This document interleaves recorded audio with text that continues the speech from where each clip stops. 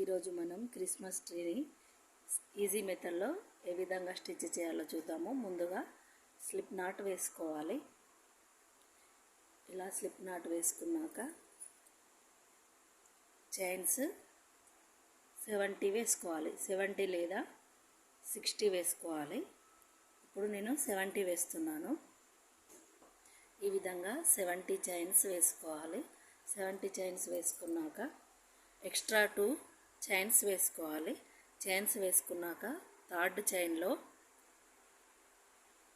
Half double crochet వేయాలి. ప్రతి చైన్లో half DC వేసుకుంటూ ఈ లైన్ మొత్తం కంప్లీట్ చేయాలి. లాస్ట్లో ఎండ్ చేసి కట్ చేయాలి. ఈ విధంగా మనం ఫోల్డ్ చేసుకోవాలి. క్రిస్మస్ ట్రీని తయారు చేద్దాం. ఇలా ప్రిపేర్ చేసుకున్నాక నిడిల్తో బీడ్స్ని స్టిచ్ చేయాలి.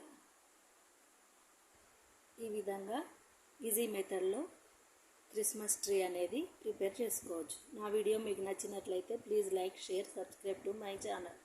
Thanks for watching.